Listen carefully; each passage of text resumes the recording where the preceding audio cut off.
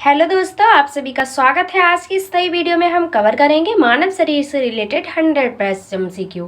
Friends, अगर आप किसी भी एग्ज़ाम की तैयारी कर रहे हैं, अगर नहीं भी कर रहे हैं, तो आपको मानव शरीर से रिलेटेड जानकारी होना आवश्यक है। तो आप सभी लोग वीडियो को ध्यान से देखिएगा और लास्ट में आप लोग ज़रूर बताइएगा कि 100 क्वेश्चंस में से कितने क्वेश्चंस आपके सही हुए। तो चलिए शुरू करते हैं। देखिएगा, क्वेश्चन है और फ्रेंड्स इसमें वही क्वेश्चंस रखे गए हैं जो किसी न किसी एग्ज़ाम में पूछे गए हैं, क्योंकि हर क्वेश्चन में हमने आपको लिख कर दिया है कि कौन सा क्वेश्चन किस एग्ज़ाम में कब पूछा गया है। ठीक है, तो ध्यान से देखिएगा। एक वयस्क मानव शरीर में कितनी हड्डियां होती हैं? तो एक वयस्क मानव शरीर में हड्डियां होती हैं, वे कितनी होती हैं? 206 हड्डियाँ। ठीक है, ऑप्शन नंबर हमारा कौन सा राइट हो जाएगा? बी वाला राइट हो जाएगा। नेक्स्ट है, मनुष्य की खोपड़ी में कितनी अस्थियां होती हैं? तो मनुष्य की खोपड़ी में कितनी अस्थियां होती हैं? तो 8 अस्थियां होती हैं। ठीक है, हड्डियां कितनी होती हैं खोपड़ी में? तो वह होती हैं 8। ऑप्शन नंबर ए वाला राइट होगा। नेक्स्ट है, मनुष्य के शरीर में पसलियों के कितने जोड़े होते हैं? तो जो पसलियों के जोड़े होते हैं ये होते हैं 12। कितने होते हैं फ्रेंड्स? 12। ऑप्शन नंबर ए वाला राइट हो जाएगा। नेक्स्ट देखिएगा, शरीर की सर्वाधिक प्रबल अस्थि किसमें होती है? तो जो शरीर की सबसे अधिक जो प्रबल अस्थि होती है वह किसमें होती है? तो वह जबड़े में होती है। ठीक है, ऑप्शन नंबर हमारा बी वाला राइट हो जाएगा। नेक्स्ट है कि मानव शरीर के किस भाग में सबसे छोटी हड्डी होती है?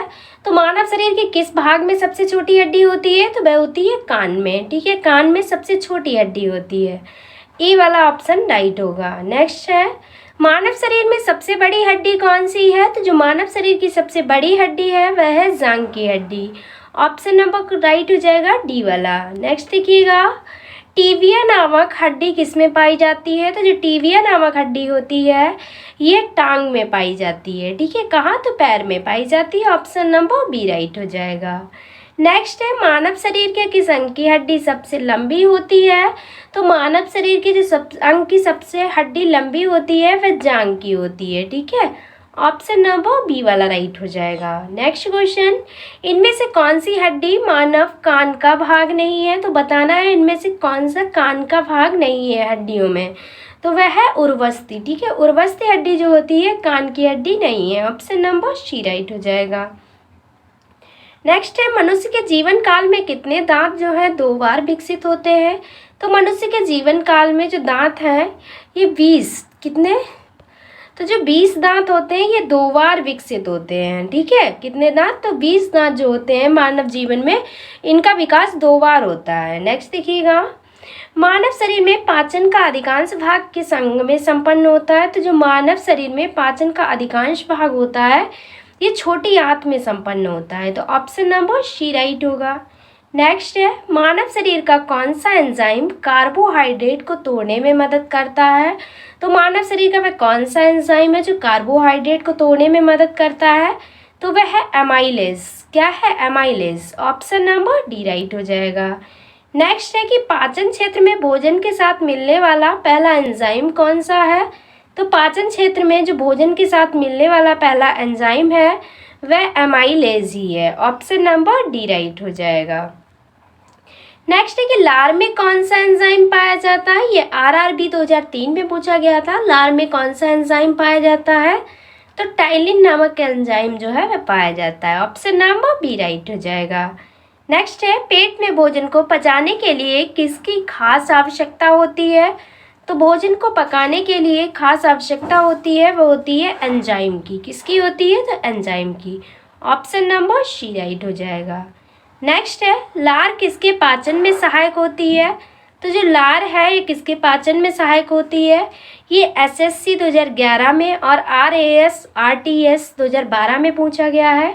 तो जो लार होती है ये स्टार्च के पाचन में सहायक होती है। ऑप्शन नंबर बी राइट हो जाएगा। नेक्स्ट देखिएगा, मनुष्य की मुख गुहा में किसका पाचन प्रारंभ होता है? तो जो मुख गुहा में पाचन प्रारंभ होता है ये कार्बोहाइड्रेट का प्रारंभ होता है। तो ऑप्शन नंबर सी वाला राइट हो जाएगा।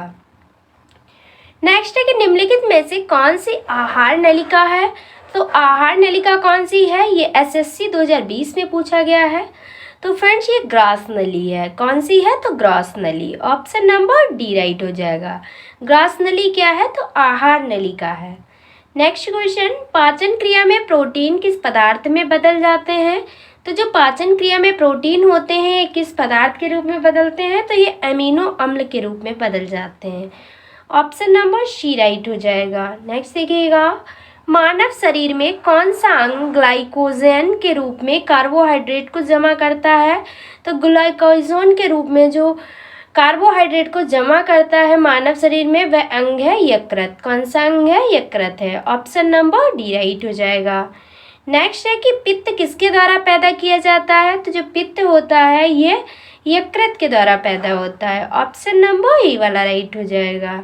नेक्स्ट क्वेश्चन है कि मानव शरीर के किस अंग को शरीर का रासायनिक कारखाना कहा जाता है, तो मानव शरीर के किस अंग को शरीर का रासायनिक कारखाना कहा जाता है, तो वह यकृत को कहा जाता है। ऑप्शन नंबर हमारा बी वाला राइट हो जाएगा।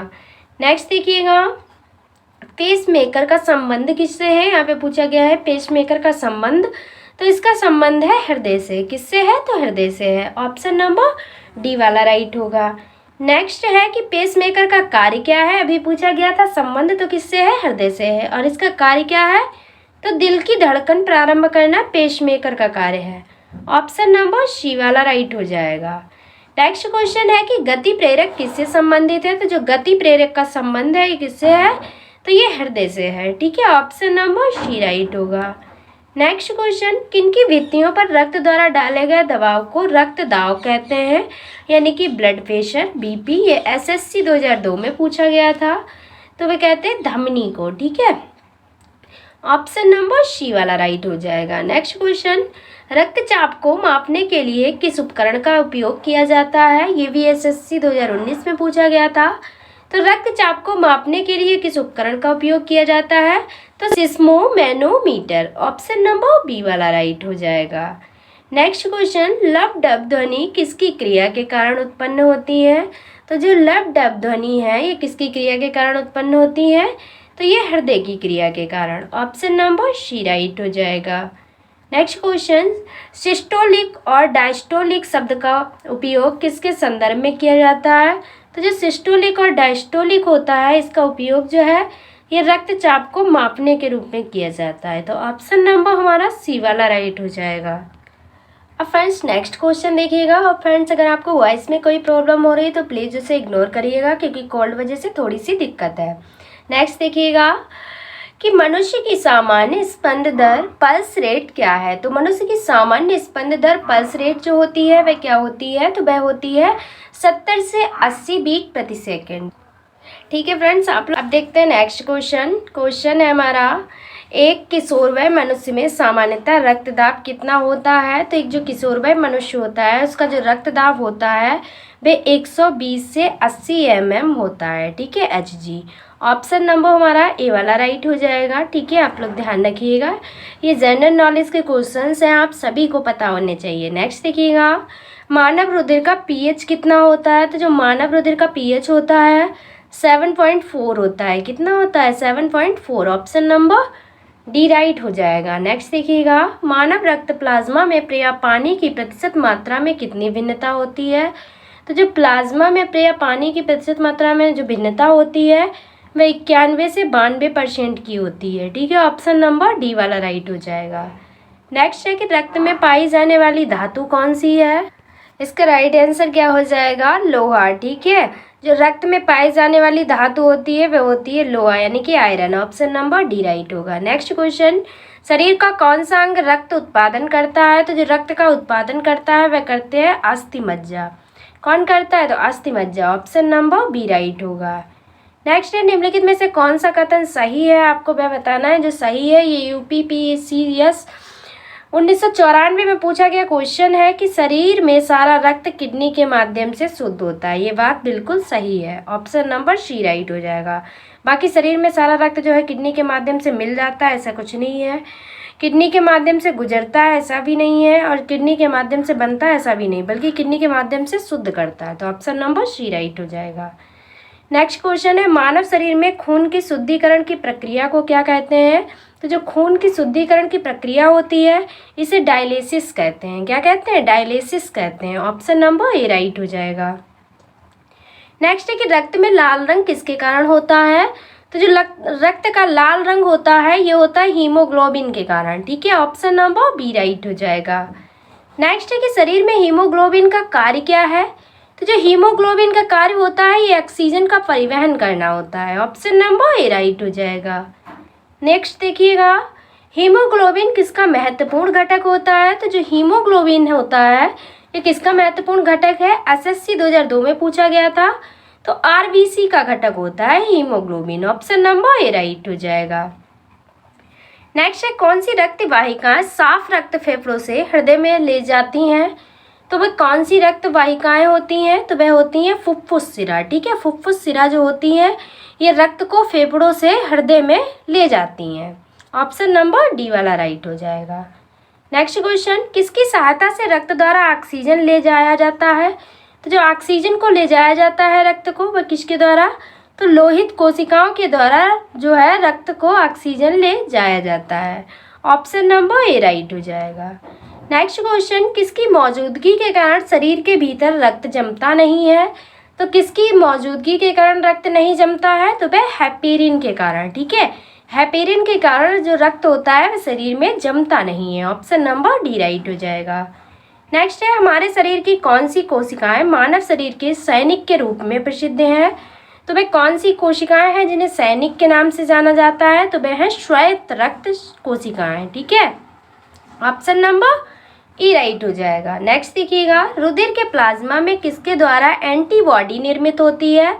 तो रुधिर के प्लाज्मा में किसके द्वारा एंटीबॉडी जो है निर्मित होती है, तो ये लिम्फोसाइट के द्वारा, किसके द्वारा, लिम्फोसाइट के द्वारा। ऑप्शन नंबर बी राइट हो जाएगा।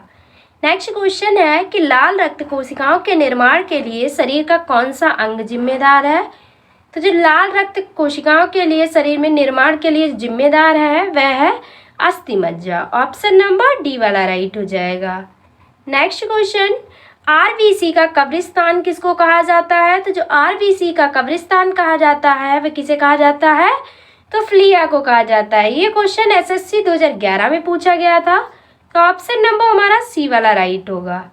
नेक्स्ट है, मनुष्य की लाल रक्त कोशिकाओं का जीवन काल कितना होता है। तो जो मनुष्य की लाल रक्त कोशिकाएं होती हैं इनका जीवन काल 120 दिन होता है। कितना होता है, तो 120 दिन। ऑप्शन नंबर ए वाला राइट हो जाएगा। नेक्स्ट क्वेश्चन है कि मानव शरीर में लाल रक्त कण का निर्माण कहाँ होता है। तो जो लाल रक्त कण का निर्माण होता है ये अस्थि मज्जा में होता है। ऑप्शन नंबर डी राइट होगा। नेक्स्ट क्वेश्चन, लाल रुधिर कणिकाओं का उत्पादन किसके द्वारा होता है। तो जो लाल रुधिर कणिकाओं का उत्पादन होता है ये अस्थि मज्जा द्वारा होता है। ऑप्शन नंबर सी राइट होगा। नेक्स्ट है, उच्च उन्तांश पर मानव शरीर में आरबीसी में क्या होगा। तो जो उच्च उन्तांश होता है इसमें आरबीसी जो है मानव शरीर में उसकी संख्या जो है वह बढ़ेगी। क्या होगा, तो आरबीसी की संख्या जो है शरीर में बढ़ती है। तो ऑप्शन नंबर सी वाला राइट हो जाएगा।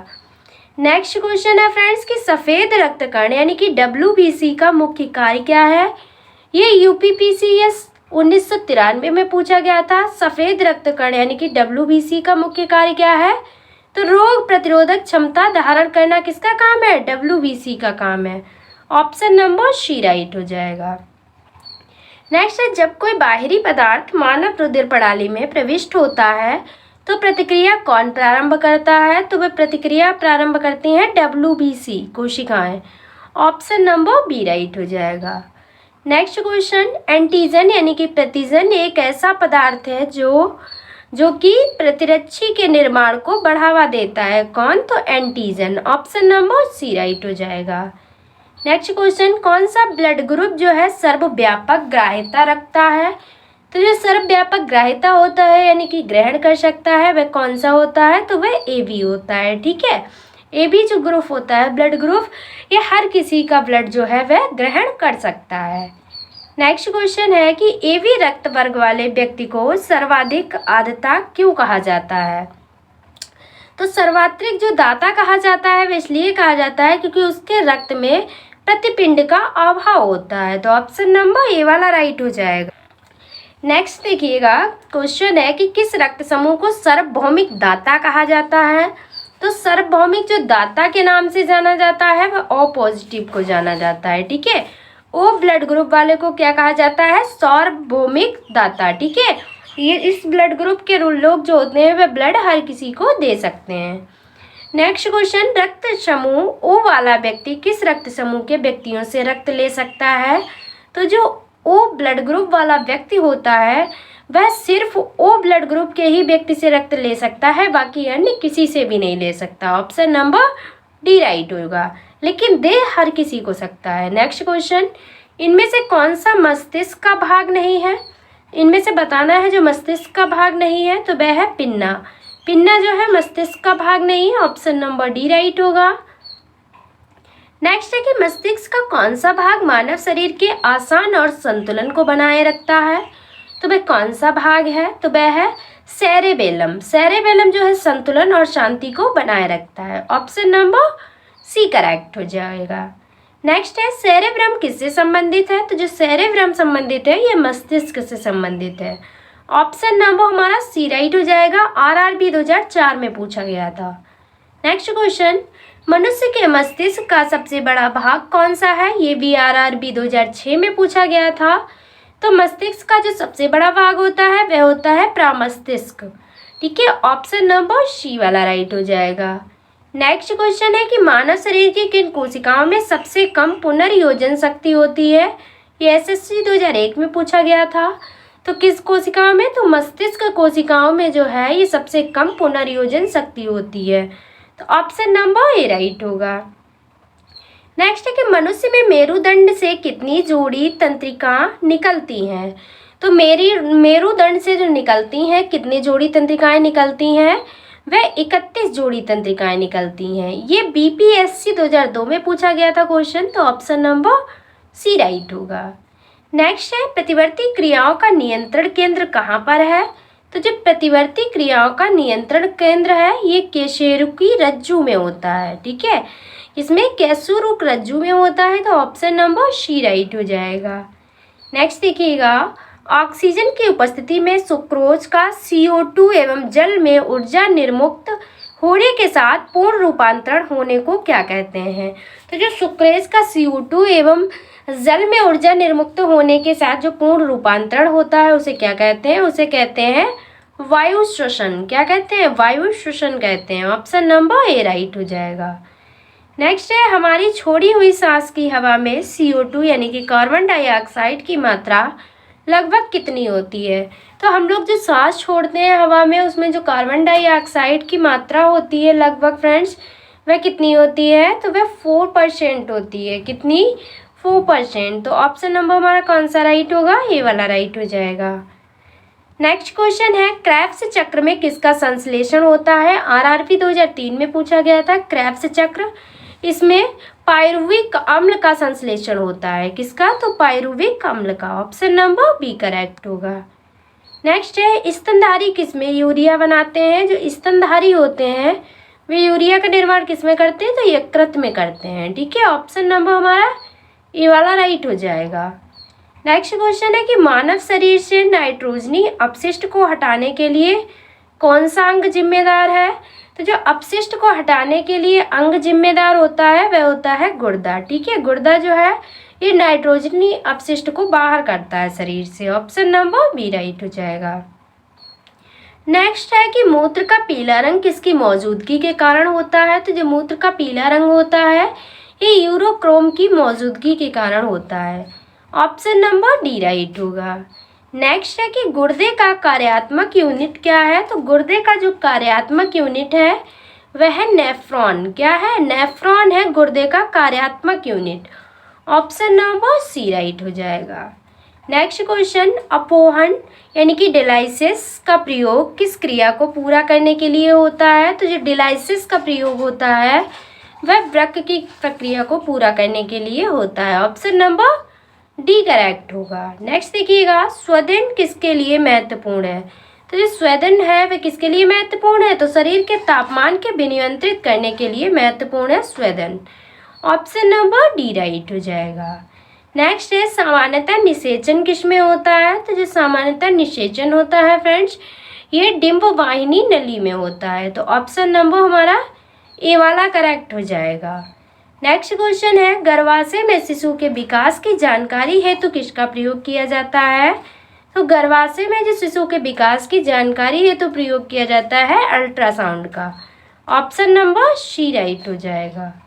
नेक्स्ट क्वेश्चन, भ्रूण के विकास के लिए किस अंग के द्वारा खाद्य की पूर्ति की जाती है? तो भ्रूण के विकास के लिए जो खाद्य की पूर्ति के लिए किस अंग का प्रयोग किया जाता है? तो बीजांडसन का प्रयोग किया जाता है। ऑप्शन नंबर बी राइट होगा। नेक्स्ट है कि कौन सी स्थिति टेस्ट ट्यूब बेबी की परिघटना को सही रूप में निरूपित करती है? तो जो टेस्ट ट्यूब बेबी की परिघटना को सही रूप में निरूपित करती है, एसएससी 2011 में पूछा गया था। वह जब निषेचन बाह्य होता है और विकास जो है वह आंतरिक होता है। इस घटना को टेस्ट ट्यूब बेबी की परिघटना जो है वह निरूपित करती है। ऑप्शन नंबर सी वाला राइट हो जाएगा। नेक्स्ट है, बच्चे का लिंग निर्धारण किससे होता है? तो जो बच्चे का लिंग निर्धारण होता है यह गुणसूत्र से होता है। ऑप्शन नंबर डी राइट हो जाएगा। नेक्स्ट क्वेश्चन है कि स्त्रियों की नसबंदी को क्या कहा जाता है? तो स्त्रियों की नसबंदी को कहा जाता है ट्यूबेक्टोमी कहा जाता है। क्या कहा जाता है? Tubectomy. Option number B right हो जाएगा, ट्यूबेक्टोमी। नेक्स्ट क्वेश्चन, एमिनियोसेंटोसिस तरीका किसको बताता है? जो एमिनियोसेंटोसिस तरीका है ये भ्रूण के लिंग को बताता है। ऑप्शन नंबर ए वाला राइट हो जाएगा। ये यूपीपीसीएस 2011 में पूछा गया था क्वेश्चन, बहुत ही इम्पॉर्टेंट है। नेक्स्ट क्वेश्चन, निम्नलिखित में से कौन एक ग्रंथि नहीं है? तो कौन सी एक ग्रंथि नहीं है इनमें आपको वह बताना है। तो जठर जो है ये ग्रंथि नहीं है, ठीक है। ऑप्शन नंबर बी राइट होगा, एसएससी 2001 में पूछा गया था क्वेश्चन। नेक्स्ट है, मानव शरीर की किस ग्रंथि को मास्टर ग्रंथि कहा जाता है? ये आरआरबी में 2004 में भी पूछा गया और 6 में भी पूछा गया कि मास्टर ग्रंथि किसे कहा जाता है। तो वह पीयूष ग्रंथि को कहा जाता है। ऑप्शन नंबर सी राइट होगा। नेक्स्ट है कि मनुष्य के शरीर की सबसे छोटी ग्रंथि कौन सी है? अगर सबसे छोटी ग्रंथि की बात की जाए, ये यूपीपीसीएस 1996 में पूछा गया, तो वह है प्यूटेटरी। कौन सी है? तो प्यूटेटरी है, ठीक है। ऑप्शन नंबर हमारा सी राइट हो जाएगा। नेक्स्ट देखिएगा, नेक्स्ट क्वेश्चन है, कौन सी ग्रंथि अन्य अंतःस्रावी ग्रंथियों के कार्य को नियंत्रित करती हैं? तो कौन सी ग्रंथि है जो अन्य अंतःस्रावी ग्रंथियों के कार्य को नियंत्रित करती है? तो वह पिट्यूटरी ग्रंथि है, ठीक है। ऑप्शन नंबर डी राइट हो जाएगा। नेक्स्ट है, थायराइड ग्रंथि से थायरॉक्सिन स्रावित करने के लिए उत्तेजित करने वाला अंतःस्रावी हार्मोन कौन सा है? तो थायरॉक्सिन स्रावित करने के लिए जो उत्तेजित करने वाला अंतःस्रावी हार्मोन है वह है टीसीएच। कौन सा हार्मोन है? TCH. Option number A right हो जाएगा। नेक्स्ट है, एक विशिष्ट हार्मोन को जिसकी कमी से ग्लैडगंड यानी कि गाइटर रोग हो सकता है, संश्लेषित करने के लिए किस अंतःस्रावी एंडोक्राइन ग्रंथि को आयोडीन की आवश्यकता होती है? ये एनडीए 2015 में पूछा गया था क्वेश्चन, तो वह है थायराइड ग्रंथि। ऑप्शन नंबर डी राइट हो जाएगा। नेक्स्ट है कि किसकी कुशक्रिया के कारण मानव शरीर में मिक्सिडीमा होता है? ये एनडीए 2004 में पूछा गया था कि किसकी कुशक्रिया, जो कुंजक्रिया होती है इसके कारण मानव शरीर में मिक्सिडीमा होता है। तो ये अवटु ग्रंथि के कारण। ऑप्शन नंबर डी राइट हो जाएगा। नेक्स्ट क्वेश्चन है, अंतःस्रावी तंत्र का पेसमेकर किसको कहा जाता है? तो अंतःस्रावी तंत्र का जो पेसमेकर है ये थायरॉक्सिन को कहा जाता है। किसको कहा जाता है? थायरॉक्सिन को कहा जाता है। तो ऑप्शन नंबर हमारा ए वाला करेक्ट होगा। नेक्स्ट है कि पीनियल ग्रंथि कहाँ स्थित होती है? तो जो पीनियल ग्रंथि है ये मस्तिष्क में स्थित होती है। कहाँ होती है? तो मस्तिष्क में। तो ऑप्शन नंबर बी करेक्ट होगा। नेक्स्ट, किस हार्मोन में आयोडीन होता है? ये आईएएस 1995 में 1995 में क्वेश्चन पूछा गया था कि किस हार्मोन में आयोडीन होता है? तो थायरॉक्सिन में आयोडीन होता है। किसमें? थायरॉक्सिन में। ऑप्शन नंबर ए करेक्ट होगा। नेक्स्ट है, कौन सी एक अंतःस्रावी ग्रंथि जो है पीयूष ग्रंथि से स्वतंत्र कार्य कर सकती है? ये भी आईएएस 1997 में क्वेश्चन पूछा गया था कि कौन सी एक अंतःस्रावी ग्रंथि जो है पीयूष ग्रंथि से स्वतंत्र कार्य कर सकती है? तो वह है परावटु। कौन सी है? परावटु। ऑप्शन नंबर डी करेक्ट होगा। नेक्स्ट है कि शरीर में सबसे बड़ी अंतःस्रावी ग्रंथियां कौन सी हैं। ये एसएससी 2011 में पूछा गया था कि सबसे बड़ी अंतःस्रावी ग्रंथियां, तो वह है थायराइड। कौन सी है, तो thyroid. Option number A correct होगा। नेक्स्ट है कौन सा एक स्त्रीलिंग हार्मोन है, तो स्त्रीलिंग हार्मोन कौन सा है इनमें से, तो वह है एस्ट्रोजेन। एस्ट्रोजेन जो है ये स्त्रीलिंग हार्मोन है। ऑप्शन नंबर ए राइट हो जाएगा। नेक्स्ट है कौन सा हार्मोन लड़ो उड़ो हार्मोन कहलाता है। ये यूपीपीसीएस 2001 में पूछा गया था। लड़ो उड़ो हार्मोन कहलाता है, तो वह है एड्रीनलिन। कौन सा है, adrenaline. Option number B right होगा। नेक्स्ट देखिएगा, मानव शरीर में रक्तचाप किस ग्रंथि से नियंत्रित होता है। ये बीएसएससी 2011 में पूछा गया था कि मानव शरीर में रक्तचाप किस ग्रंथि से नियंत्रित होता है, तो वह अधिवृक्क ग्रंथि से नियंत्रित होता है। ऑप्शन नंबर ए वाला राइट होगा। नेक्स्ट है जीवन रक्षक हार्मोन किस ग्रंथि से स्रावित होते हैं। ये आरआरबी 2005 में पूछा गया था। जीवन रक्षक हार्मोन जो है ये किस ग्रंथि से स्रावित होते हैं, तो ये एड्रीनल के द्वारा स्रावित होते हैं। ऑप्शन नंबर ए राइट होगा। नेक्स्ट है कि मानव शरीर में कौन सी ग्रंथि अंतःस्रावी एवं बाह्यस्रावी दोनों प्रकार की ग्रंथि है। आपको उस ग्रंथि का नाम बताना है जो अंतःस्रावी और बाह्यस्रावी दोनों है।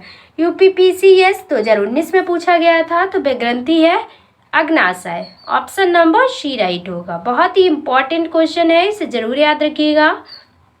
नेक्स्ट है इंसुलिन एक प्रकार का क्या है। ये भी यूपीपीसीएस 1993 में पूछा गया था। इंसुलिन एक प्रकार का क्या है, तो ये एक प्रकार का हार्मोन है। ऑप्शन नंबर बी राइट हो जाएगा। नेक्स्ट है लास्ट है इस वीडियो का क्वेश्चन। 100 क्वेश्चंस कवर किए। थायराइड ग्रंथि का स्थान कहाँ है, तो जो थायराइड ग्रंथि का स्थान होता है ये गले में होता है। ठीक है, ऑप्शन नंबर हमारा बी वाला राइट हो जाएगा। थायराइड ग्रंथि का स्थान है गले में। ठीक है, तो ऑप्शन नंबर बी करेक्ट हो जाएगा। तो फ्रेंड्स ये हमने आपको 100 क्वेश्चंस कराए जो कि इस वीडियो में बहुत ही इंपॉर्टेंट थे, और आपको ये भी बताया कौन सा क्वेश्चन किस एग्जाम में पूछा गया है। आप लोगों ने देखा कि सभी क्वेश्चंस किसी न किसी एग्जाम में पूछे ही गए हैं, तो ये वीडियो आपके लिए बहुत ही हेल्पफुल होगा।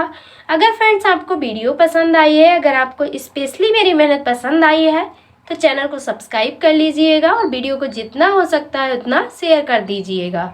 तो आज की वीडियो में बस इतना ही। Thanks for watching. मिलते हैं नेक्स्ट वीडियो में। Take care of everyone. तब तक के लिए बाय बाय।